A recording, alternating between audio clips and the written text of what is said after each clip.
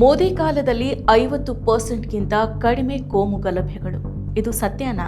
ಬಿಜೆಪಿಯನ್ನೇ ಬಟಾಬಯಲು ಮಾಡಿದ ಈ ಅಧ್ಯಯನ 2024ಕ್ಕೆ ಹೋಲಿಕೆ ಮಾಡಿದ್ರೆ 2025ರಲ್ಲಿ ಕೋಮು ಗಲಭೆಗಳು 50% ಅಷ್ಟು ಕಡಿಮೆ ಆಗಿದೆ.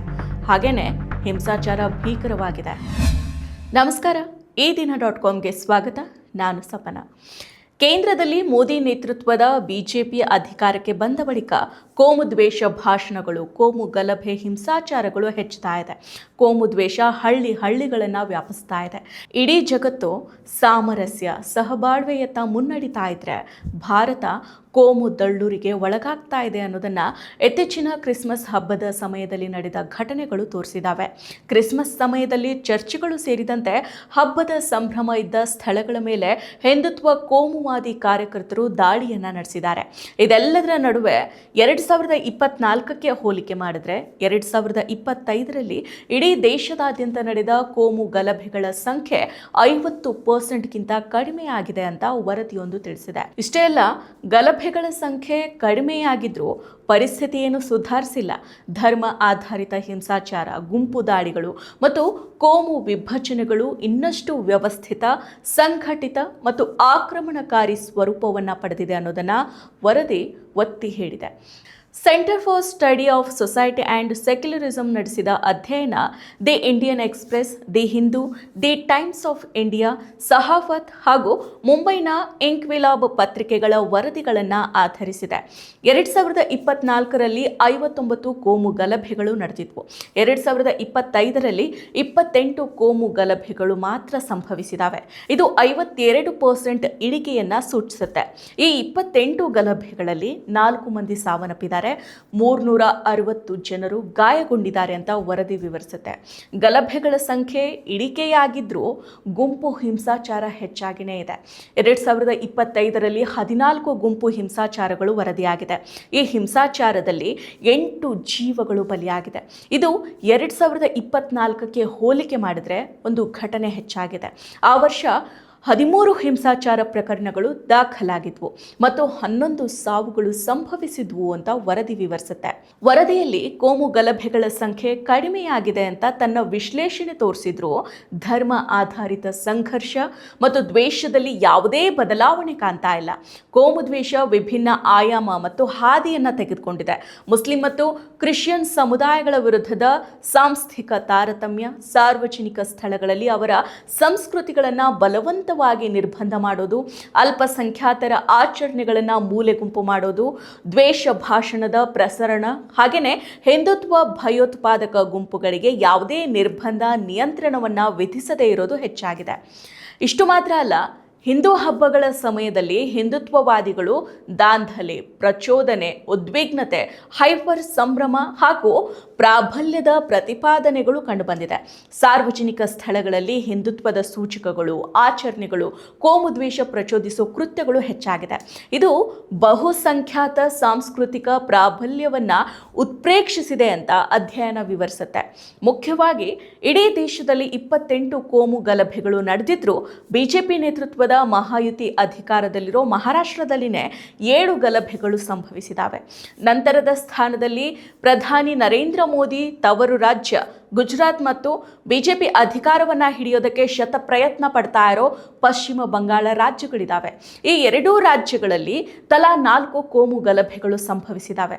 ಉಳಿದಂತೆ ಬಿಜೆಪಿನೇ ಅಧಿಕಾರದಲ್ಲಿರೋ ಮಧ್ಯಪ್ರದೇಶದಲ್ಲಿ 3, ಉತ್ತರ ಪ್ರದೇಶ, ಜಾರ್ಖಂಡ್, ಅಸ್ಸಾಂ, ಉತ್ತರಾಖಂಡದಲ್ಲಿ ತಲಾ 2 ಹಾಗೂ ಬಿಹಾರ ಮತ್ತು ಒಡಿಶಾದಲ್ಲಿ ತಲಾ 1 ಕೋಮು ಗಲಭೆಗಳು ವರದಿಯಾಗಿದೆ. ದಕ್ಷಿಣ ಭಾರತದ ರಾಜ್ಯಗಳಲ್ಲಿ ಯಾವುದೇ ಕೋಮು ಗಲಭೆಗಳು ನಡೆಯದೇ ಇದ್ರೂ ಕರ್ನಾಟಕ ಸೇರಿದಂತೆ ಹಲವೆಡೆ ಕೋಮು ಭಾವನೆಯನ್ನ ಪ್ರಚೋದಿಸೋ ಹಿಂದುತ್ವ ಕೋಮುವಾದಿಗಳ ದಾಂಧಲೆಗಳು ಹೆಚ್ಚಾಗಿನೇ ಇದೆ. 2025ರಲ್ಲಿ ನಡೆದಿರೋ ಕೋಮು ಗಲಭೆಗಳಲ್ಲಿ 9 ಗಲಭೆಗಳು ಧಾರ್ಮಿಕ ಮೆರವಣಿಗೆಗಳು ಮತ್ತು ಹಬ್ಬಗಳ ಸಮಯದಲ್ಲಿ ಸಂಭವಿಸಿದೆ. ಪಶ್ಚಿಮ ಬಂಗಾಳ ಮತ್ತು ಜಾರ್ಖಂಡ್ನಲ್ಲಿ ರಾಮನವಮಿ ಮೆರವಣಿಗೆಗಳ ಸಮಯದಲ್ಲಿ ಮಸೀದಿಗಳ ಎದುರು ಹಿಂದುತ್ವವಾದಿಗಳು ನಡೆಸಿದ ದಾಂಧಲೆಯಿಂದ ಘರ್ಷಣೆಗಳು ನಡೆದಿದ್ದಾವೆ. ಹಾಗೇನೆ ಮಧ್ಯಪ್ರದೇಶದಲ್ಲಿ ಹನುಮಾನ ಜಯಂತಿ ಮೆರವಣಿಗೆ ವೇಳೆ ಕೋಮು ಸಂಘರ್ಷ ನಡೆದಿದ್ರೆ, ಅಸ್ಸಾಂನಲ್ಲಿ ಈದ್ ಆಚರಣೆ ವೇಳೆ, ಗುಜರಾತ್ನಲ್ಲಿ ಗಾರ್ಬಾ ಕಾರ್ಯಕ್ರಮಗಳ ವೇಳೆ ಘರ್ಷಣೆಗಳು ನಡೆದಿದ್ದಾವೆ. ಉಳಿದಂತೆ ವಕ್ಫ್ ತಿದ್ದುಪಡಿ ಕಾಯ್ದೆಯ ವಿರುದ್ಧದ ಪ್ರತಿಭಟನೆಗಳ ಸಮಯದಲ್ಲೇ ಕೆಲವು ಗಲಭೆಗಳು ನಡೆದಿದ್ದಾವೆ. ಗಂಭೀರ ವಿಚಾರ ಏನಂದ್ರೆ, ಸರ್ಕಾರಗಳು ಗಲಭೆ ಪ್ರಕರಣಗಳಲ್ಲಿ ತಾರತಮ್ಯ ಧೋರಣೆಯನ್ನ ಅನುಸರಿಸಿದಾವೆ. ಕೋಮು ಹಿಂಸಾಚಾರಕ್ಕೆ ಹಿಂದೂ ಸಮುದಾಯದವರು ಸಾವನ್ನಪ್ಪಿದ ಪ್ರಕರಣಗಳಲ್ಲಿ ತ್ವರಿತ ನ್ಯಾಯವನ್ನ ಖಾತ್ರಿಪಡಿಸೋದಕ್ಕೆ ರಾಜ್ಯ ಸರ್ಕಾರಗಳು ಪ್ರಯತ್ನ ಪಟ್ಟಿದ್ದಾವೆ. ಆದರೆ ಸಂತ್ರಸ್ತರು ಮುಸ್ಲಿಂ ಸಮುದಾಯಕ್ಕೆ ಸೇರಿದ ಪ್ರಕರಣಗಳಲ್ಲಿ ತನಿಖೆ, ವಿಚಾರಣೆ, ನ್ಯಾಯ ಈ ಎಲ್ಲವೂ ಕೂಡ ವಿಳಂಬ ಧೋರಣೆಯನ್ನ ಅನುಸರಿಸಿದಾವೆ. ಇದು ಸಾಂಸ್ಥಿಕ ಪಕ್ಷಪಾತದ ಕುರಿತು ಗಮನಾರ್ಹ ಕಳವಳವನ್ನ ಹೆಚ್ಚಳ ಮಾಡುತ್ತೆ ಅಂತ ಅಧ್ಯಯನ ಹೇಳಿದೆ. ವಿಶೇಷವಾಗಿ ಬಿಜೆಪಿ ಅಧಿಕಾರದಲ್ಲಿರೋ ರಾಜ್ಯ ಸರ್ಕಾರಗಳು ಹಿಂದುತ್ವವಾದಿ ಗಲಭೆಕೋರರ ಪರವಾಗಿ ಧೋರಣೆಗಳನ್ನು ತೆಗೆದುಕೊಂಡಿದೆ. ಮುಸ್ಲಿಮರನ್ನ ಉದ್ದೇಶಪೂರ್ವಕವಾಗಿ ಗುರಿಯಾಗಿಸಿಕೊಂಡು ಪ್ರಕರಣಗಳನ್ನು ದಾಖಲು ಮಾಡಿದೆ ಅಂತ ಅಧ್ಯಯನ ಒತ್ತಿ ಹೇಳಿದೆ. ಇದೆಲ್ಲವೂ ಗುಂಪು ಹಿಂಸಾಚಾರಕ್ಕೆ ರಾಜ್ಯ ಸರ್ಕಾರಗಳ ಪ್ರತಿಕ್ರಿಯೆಯ ಪಕ್ಷಪಾತಿ ಧೋರಣೆಯನ್ನ ಅನುಸರಿಸಿದೆ. ದುರ್ಬಲ ಸಮುದಾಯಗಳನ್ನು ರಕ್ಷಣೆ ಮಾಡೋದಕ್ಕೆ ಮತ್ತು ಕಾನೂನಿನ ನಿಯಮವನ್ನ ಎತ್ತಿ ಹಿಡಿಯೋದಕ್ಕೆ ನಿಷ್ಪಕ್ಷಪಾತ ಕಾನೂನು ಜಾರಿ, ಹೊಣೆಗಾರಿಕೆ ಹಾಗೂ ಸಾಂಸ್ಥಿಕ ಸುಧಾರಣೆಯಲ್ಲಿ ವಿಫಲ ಆಗಿದೆ ಅನ್ನೋದನ್ನ ಎತ್ತಿ ತೋರಿಸುತ್ತೆ. ಜೊತೆಗೆ ಗಲಭೆಗಳ ಸಮಯದಲ್ಲಿ ಮಾಧ್ಯಮಗಳು ಕೂಡ ಹಿಂದುತ್ವ ಕೋಮುವಾದಿಗಳ ಪರವಾದ ಕೋಮು ನಿರೂಪಣೆಯನ್ನ ಪ್ರಸಾರ ಮಾಡಿದೆ. ಮುಸ್ಲಿಮರ ಮೇಲೆ ಹಿಂಸಾಚಾರದ ಸಂಪೂರ್ಣ ಹೊಣೆಯನ್ನ ಹೊರಿಸಿದಾವೆ. ಜನರ ಮನಸ್ಸಲ್ಲಿ ಕೋಮು ದ್ವೇಷವನ್ನ ವರ್ಧಿಸಿದಾವೆ. ಮಾಧ್ಯಮಗಳು ಮುಸ್ಲಿಮರನ್ನ ಗುರಿಯಾಗಿಸಿಕೊಂಡು ಮುಸ್ಲಿಂ ಮಾಸ್ಟರ್ ಮೈಂಡ್ಸ್ ಅಥವಾ ಕಿಂಗ್ ಪಿನ್ಗಳು ಅನ್ನೋ ಧೋರಣೆಯನ್ನ ಪ್ರತಿಪಾದಿಸಿದಾವೆ. ಮುಸ್ಲಿಂ ಸಮುದಾಯದ ಸಾಮರಸ್ಯದ ವಿರುದ್ಧ ಬಲವಂತದ ಪೊಲೀಸ್ ಕ್ರಮಗಳನ್ನು ಕೈಗೊಳ್ಳಲಾಗಿದೆ ಅನ್ನೋದನ್ನ ವರದಿ ಸಾರಿ ಸಾರಿ ಹೇಳುತ್ತೆ.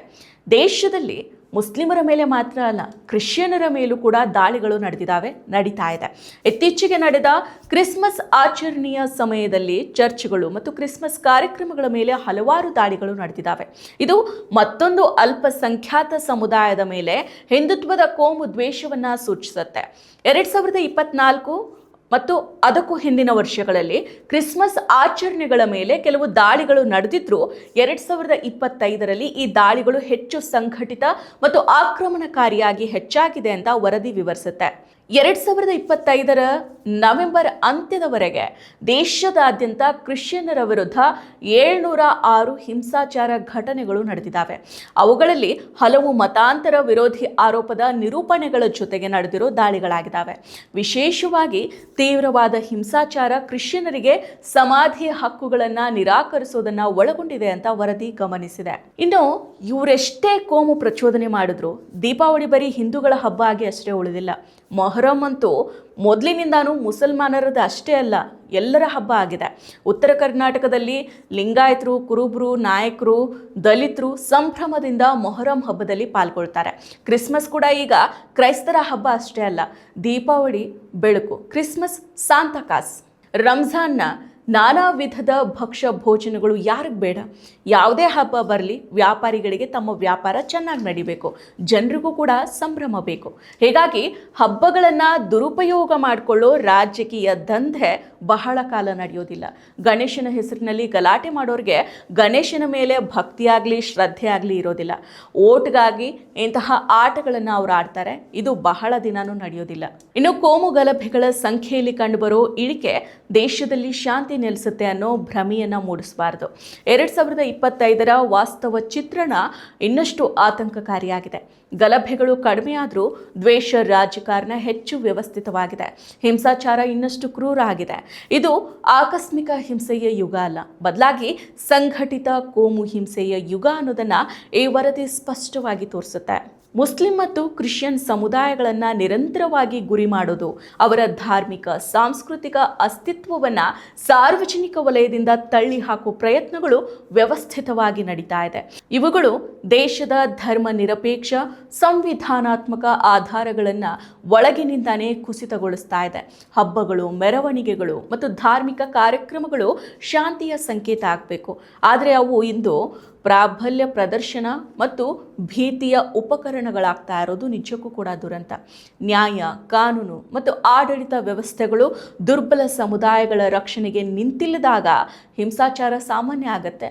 ಮಾಧ್ಯಮಗಳ ಕೋಮು ನಿರೂಪಣೆಗಳು ಈ ದ್ವೇಷವನ್ನು ಸಾಮಾನ್ಯೀಕರಿಸ್ತಾ ಇರೋದು ಅಪಾಯದ ಗಂಟೆಯಾಗಿದೆ. ಮತ್ತಷ್ಟು ವಿಶೇಷ ವಿಡಿಯೋಗಳನ್ನು ನೋಡಲು ಮತ್ತು ಹೊಸ ವಿಡಿಯೋಗಳ ಬಗ್ಗೆ ತಿಳಿಯಲು ಈ ದಿನ .com ಯೂಟ್ಯೂಬ್ ಚಾನೆಲ್ ಸಬ್ಸ್ಕ್ರೈಬ್ ಮಾಡಿ ಮತ್ತು ಬೆಲ್ ಐಕಾನ್ ಕ್ಲಿಕ್ ಮಾಡಿ.